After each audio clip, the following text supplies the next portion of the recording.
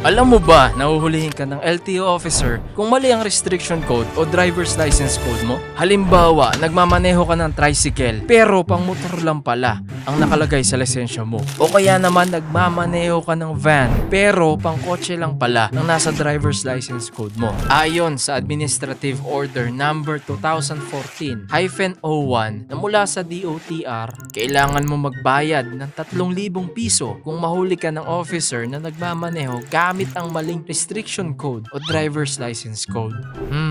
Well, ayos lang siguro yan kung mayaman ka at kung gusto mong magpaabala, mag-ubos ng oras at araw sa pagpapatubos ng lisensya.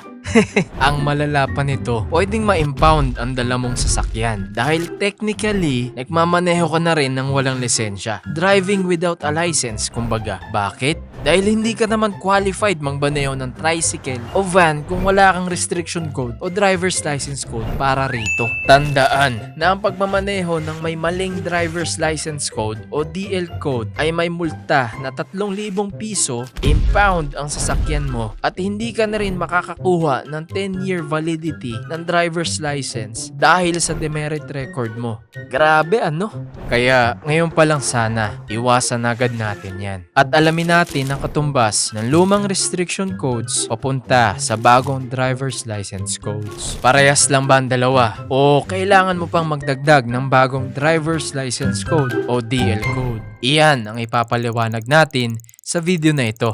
Ano nga ba ang katumbas ng lumang restriction codes papunta sa bagong driver's license codes o DL codes? At nga pala, lilinawin ko na agad sa'yo na hindi lang ito simpleng ang katumbas ng Restriction Code 1 o RC1 ay DL Code A at A1 o ang katumbas ng RC2 ay B, B1 at B2 gaya ng nakalagay dito sa inilabas ng LTO. Misleading ito kaibigan, hindi lang ito ganon, mas komplikado pa ito sa iniisip mo. Balikan natin ito mamaya. Pero sit back and relax. Mamaya ka na mag-bash sa comment section kasi ipapaliwanag ko na sa iyong lahat.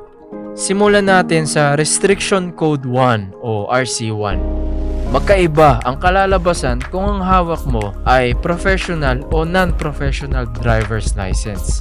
Di ba ngayon, driver's license na lang ang nakalagay sa harap ng lisensya?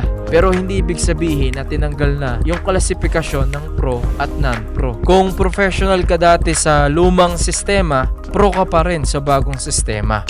Ganon din para sa mga non-pro. Ito ang dahilan kaya nasabi ko sa iyo kanina na misleading ang information na inilabas ng LTO. Technically tama, pero misleading. Bigyan ko kayo ng example. Example, ang magiging katumbas ng RC1 kung ikaw ay professional driver's license holder ay DL code A at A1. Kapag naman ikaw ay non-professional, ang katumbas ng RC1 ay DL code A lang.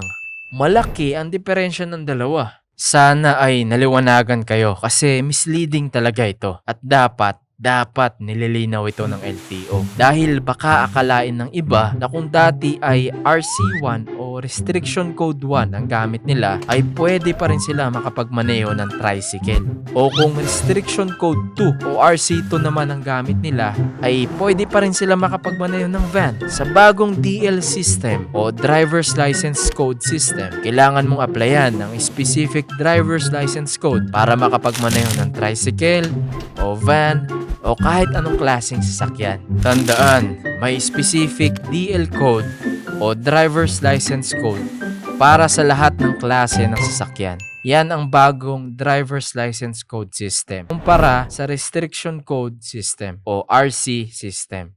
Next, restriction code 2 o RC2. Ang katumbas nito ay DL code B, B1 at B2 para sa mga professional driver's license holder. Para naman sa mga non-pro o mga non-professional, ito ay DL code B lang. Sunod naman, ang Restriction Code 3 o RC3. Ito naman ay katumbas ng DL code C at D. Matic. Para lang ito sa mga professional driver's license holder. Magbigay pa tayo ng malinaw na halimbawa. Halimbawa, ito ang lumang driver's license ko. luma. Ang restriction codes nito ay 1, 2, at 3. Ngayon, dahil professional driver's license ang hawak ko, professional, ang naging katumbas nito sa bagong driver's license code system o driver's license code ay A, A1, B, B1, B2, C, at D. Himayin pa natin para mas malinaw. Dito sa lisensya ko, ang DL Code A at A1 ay katumbas ng Restriction Code 1 or RC1. Ang DL Code B, B1 at B2 naman ay katumbas ng RC2. Ang DL Code C at D ay katumbas ng RC3. Paano naman para sa mga non-pro? Magandang tanong yan. Paano naman para sa mga non-professional driver's license holder? Magbigay tayo ng halimbawa. Halimbawa, ito ang driver's license ni Secretary Art Tugade. Tingnan nyo, non-professional ang hawak niya. Malinaw. At dito sa baba, nag-expired na ang kanyang license card last January. Kung nag-renew siya, o kung magre-renew siya, ang makukuha niyang DL codes ay DL Code A at DL Code B. Yan ay dahil ang kanyang driver's license ay non-professional. Sana'y naliwanagan kayo sa dalawang halimbawang ito. Mga kapatid, ito na ang huli. Sa puntong ito, kailangan natin lawakan ang ating isip. Open-minded dapat tayo dito. Mapunta tayo sa advantages at disadvantages ng bagong sistema. Unahin natin ng advantages. Una, mas malinaw at detail specific ang bagong DL codes. Totoo na ang lumang restriction codes ay simple, pero maraming pagkakataon na uhulihin kayo ng officer dahil sa maling interpretasyon. Ang bagong sistema ay iwas lito, iwas abala at iwas kotong. Pangalawa, ang bagong DL codes ay nakaayon sa international standards. Ito ang dahilan kaya ito ay binago sa alphanumeric format.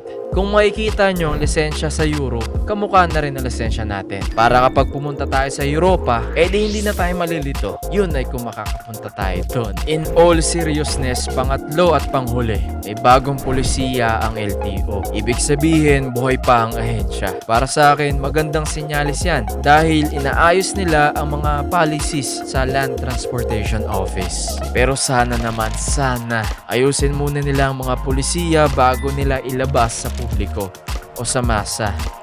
Yan ang isa sa mga disadvantages nito. Masyadong magulo ang patakaran at kulang sa timing para sa publiko. Kaya ngayon mapunta tayo sa disadvantages.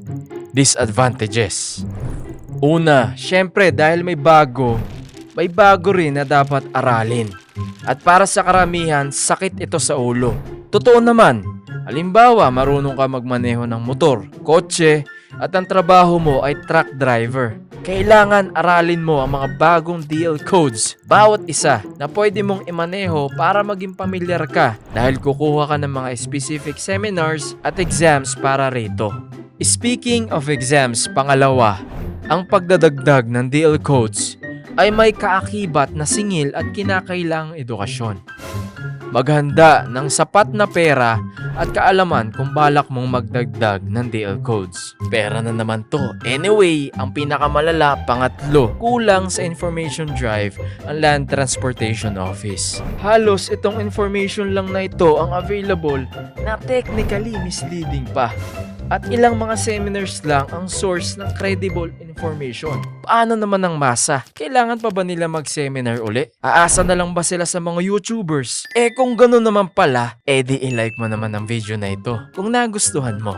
Kung nakatulong sa'yo. Pero seryoso, kulang na kulang ang information drive o pagbibigay ng impormasyon sa ating mga masa. Kung sa tingin ng LTO na importante ito, dapat lang nabibigyan ito ng kaukulang pansin, lalong-lalo na sa information dissemination o pagpapalaganap ng impormasyon na ito. Ipamedya nila. Pwede naman yun. Comment down below kung anong tingin mo sa bagong DL codes. Sang-ayon ka ba dito o hindi ka sang-ayon? Tara, usap naman tayo sa comment section. Yun lang at maraming salamat. Bye-bye! Bye.